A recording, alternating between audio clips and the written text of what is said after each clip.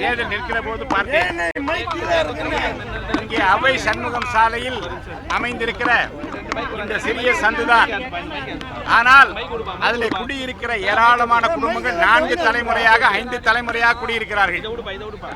நான் வேட்பாளராக வந்தபோது சொன்னார்கள், எத்தனையோ எம்எல்ஏ வந்தார்கள், எத்தனையோ எம்பி வந்தார்கள், ஓட்டு கேட்டால் ஒருவர் கூட வந்து எங்களை திரும்பி பார்க்கவில்லை என்று சொன்னார்கள். நான் வாக்குறுதி கொடுத்தேன்.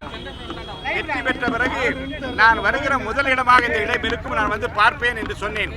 அந்த வாக்குறுதியை நிறைவேற்றுகிற விதத்தில் இந்த இடத்திற்கு வந்து இங்கே இருக்கிற அவல நிலையை நீங்களும் பார்க்க வேண்டும், அதிகாரிகளும் பார்க்க வேண்டும், இதற்கு தீர்வு காண வேண்டும் என்று சொல்லியிருக்கிறேன். இந்த பகுதி, இந்த சந்திலே குடியிருக்கிற, இந்த குறுக்கு சாலையிலே குடியிருக்கிற, அவை சண்முகம் சாலை ஒட்டி இருக்கிற இந்த பகுதியிலே குடியிருக்கிற அந்த மக்களுக்கு நான் கொடுக்கிற உறுதி என்னவென்றால், இன்னும் 1 மாத காலத்திற்குள்ளாக அங்கு இருக்கக்கூடிய கழிவுநீர் அகற்றுகிற அந்த பிரச்சனை முற்றிலுமாக தீர்க்கப்படும். 1 மாத காலத்திற்குள்ளாக தற்காலிக சாலை அமைக்கப்படும். போக்குவரத்துக்கு இடைஞ்சல் இல்லாமல் நீங்கள் எதை விரும்புகின்றோ அதை செய்து தருவதற்கு இன்றைக்கு சொல்லி இருக்கிறேன். நிச்சயமாக அது நடக்கும். 1000 விளக்கு தொகுதியில் 1000 பணிகள் என்கின்ற அந்த தலைப்பில் தான் எல்லா பணிகளையும் செய்ய இருக்கிறோம். 1000 விளக்கு தொகுதியில் 1000 பணிகள். ஏராளமான பிரச்சனைகள் இருக்கிறது. நாளை மாலை 1000 விளக்கு தொகுதியில் உள்ள அனைத்து விளையாட்டு மைதானங்களுக்கு செல்ல இருக்கிறோம்.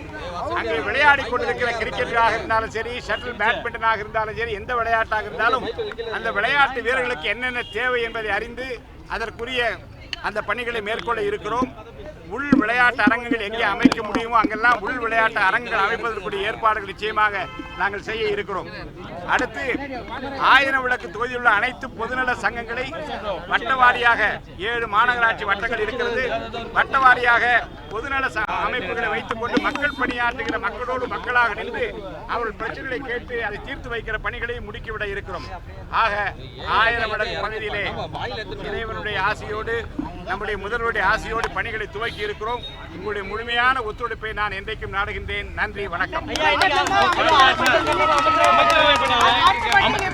அமைச்சரவை பட்டியல் முதல் கட்டமாக வெளியே இருக்கு. அடுத்த கட்ட பட்டியல் எப்போது வரும்? அமைச்சரவை இன்னும் முழுமை பெறாம இருக்கு சார். மைக் அளவு கீழே இருக்குது சார்.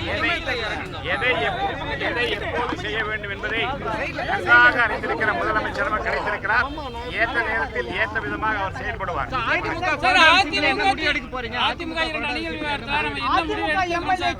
கட்சி மாறி வாக்களித்ததுக்கு அவங்க கொரோனா விஷயத்துல என்ன முடிவு எடுக்க போறீங்க? அதை பத்தி உங்களோட நிறைய 2 தரப்பினரும் மனுக்களை கொடுத்திருக்கிறார்கள்.